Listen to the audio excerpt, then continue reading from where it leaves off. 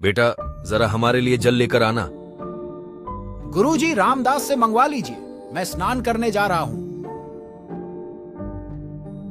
भाई, आप सब अपने नाम के पीछे दास लगाते हो, लेकिन आपको पता है दास की परिभाषा क्या होती है? मैं जब बादशाह था तब एक बार मेरी सेवा में एक दास लगाया गया था।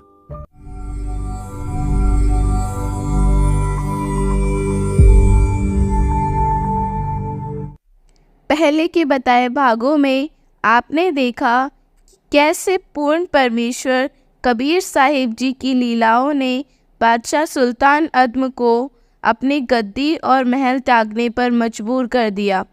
अब देखिए कि सुल्तान अदम को कैसे सच्ची राह मिली और वहीं सुल्तान अदम ने कई अन्य संतों तथा भक्तों को भी सीख दी। इब्राहिम ने परमेश्वर से प्राप्त सद्भक्ति प्रारंभ की और अपने गुजारे के लिए जंगल से लकड़ियां तोड़कर नगर में बेच आता। इब्राहिम इस प्रकार एक दिन की मजदूरी के मेहनताने को 7-8 दिन चलाता और भक्ति करता।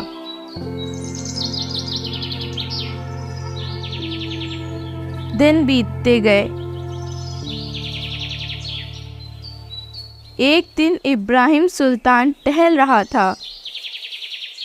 नगर के एक सेठ को अपने बगीचे की रखवाली के लिए एक व्यक्ति की ज़रूरत थी। ए भाई, आपको हमारे सेठ जी ने बुलाया है। सेठ के नौकर सुल्तान अदम को पकड़ लाए।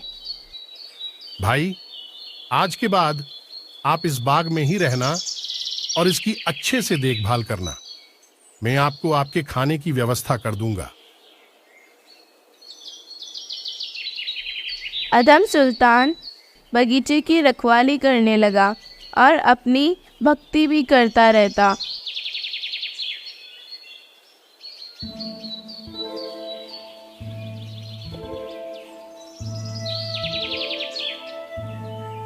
सारा दिन अदम सुल्तान टहलता हुआ भक्ति करता रहता।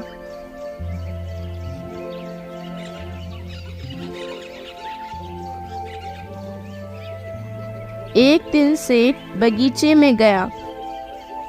ए माली भाई, जरा मेरे लिए अनार लेके आना भाई। सुल्तान अनार लेकर आता है और सेठ को दे देता है।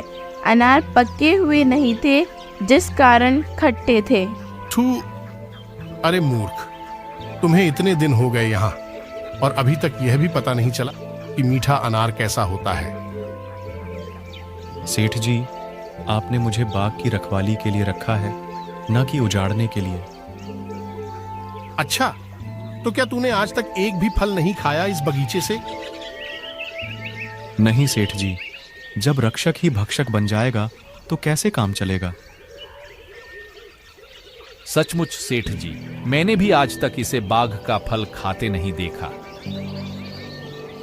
यह तो नीचे पड़ा फल भी नहीं खाता, जो भोजन मिलता है बस वही ग्रहण करता है। सेठ जी, ये साधारण व्यक्ति नहीं है। यही वह बलक बुखारे का बादशाह था जिसने कुछ साल पहले राज त्याग दिया था। क्या? क्यों भाई, क्या आप बादशाह थे? नहीं सेठ जी, मैं तो फकीर आदमी हूं। मैं कैसे बादशाह हो सकता हूं? अरे भाई, आपको गलतफहमी हुई है। नहीं सेठ जी, मैं इन्हें कई सालों से जानता हूं। आप जब शिकार करने जाते थे तब मैंने आपको देखा था, और अभी मैंने कुछ दिन पहले मेरे साले से भी पूछा था, जो कि आपकी सेना में याकूब नाम से एक बड़ा अधिकारी है। उन्होंने बताया था कि आपने कुछ वर्षों पहले ही संन्यास ले लिया है। सेठ जी उसी समय सुल्तान अदम के चरणों में गिर गया। मुझे माफ करना बादशाह, मैं जान नहीं पाया। आप कहें तो आपके लिए इस बगीचे में बड़ा घर बनवा दूं। आप आज के बाद बस यही रहना। नहीं सेठ जी, मुझे यहाँ नहीं रहना। तो फिर बादशाह, कुछ धन ले जाइए, आपके खाने पीने के लिए काम आएगा। सेठ जी, आपका दिल से धन्यवाद, लेकिन मैं ये कुछ नहीं लूंगा।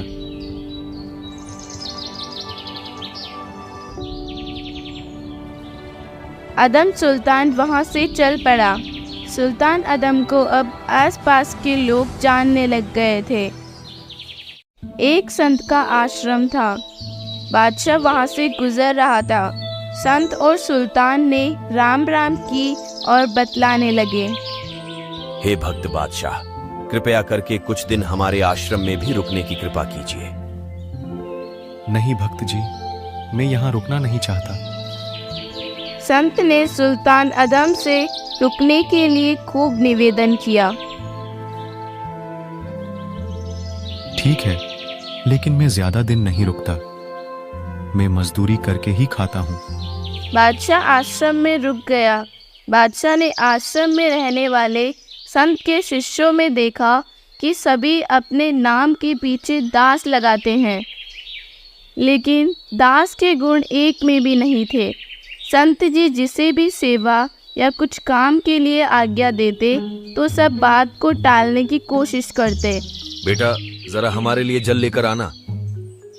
गुरुजी रामदास से मंगवा लीजिए, मैं स्नान करने जा रहा हूँ। इस प्रकार संत भी परेशान थे। बादशाह ने सभी भक्तों को बुलाया। भाई, आप सब अपने नाम के पीछे दास लगाते हो, लेकिन आपको पता है दास की परिभाषा क्या होती है? मैं जब बादशाह था तब एक बार मेरी सेवा में एक दास लगाया गया था। मैंने उससे पूछा कि भाई, आपका नाम क्या है? उसने कहा कि मैं आपका दास हूं और दास को चाहे भला बुरा कुछ भी कहो, मैं सेवा में तैयार रहूंगा। मैंने कहा कि आपको क्या खाना पसंद है? तब उस दास ने कहा कि दास को मेरे मालिक सूखा टूक भी देंगे तो भी मैं खुश रहूंगा, और जो फटे पुराने कपड़े दोगे वही मेरी पसंद होगी। मैंने उसे मुक्त कर दिया और उससे एक सीख ली कि दास कैसा होता है। सुल्तान अदम ने उन्हें खूब समझाया। अदम सुल्तान की बातों ने सभी भक्तों को झकझोर कर रख दिया। उसके बाद संत के सभी शिष्य संत की आज्ञा का पालन करने लगे और सेवा में एक दूसरे से आगे आने लगे। सुल्तान अदम आश्रम से निकल गया और वापस नहीं आया।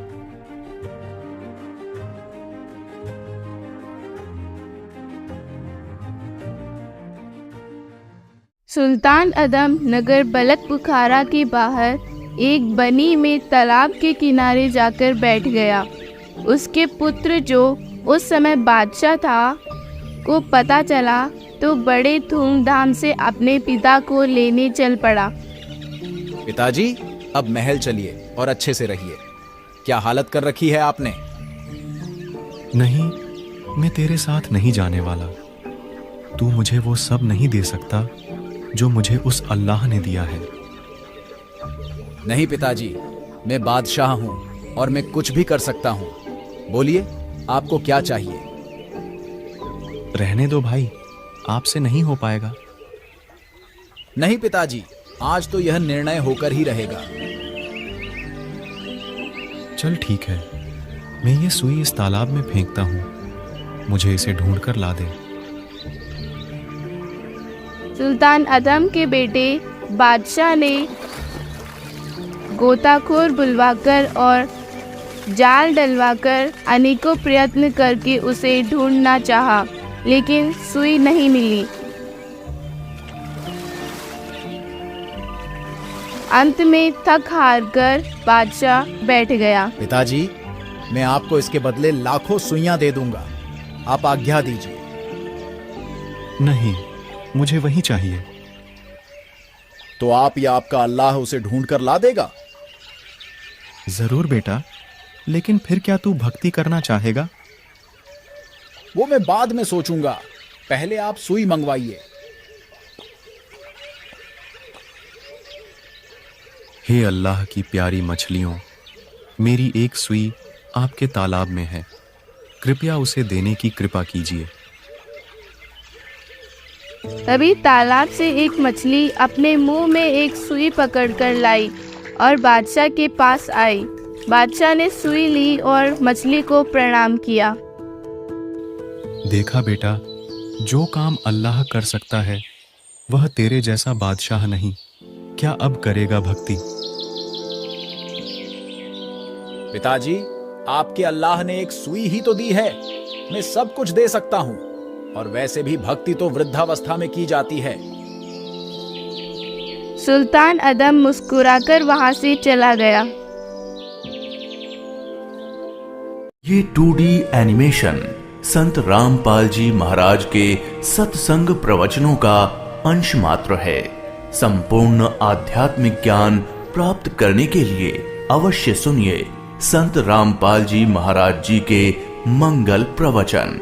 आप संत रामपाल जी महाराज जी के मंगल प्रवचन संत रामपाल जी महाराज एप्लीकेशन पर भी सुन सकते हैं तथा उनके द्वारा लिखी पुस्तकें भी डाउनलोड कर सकते हैं।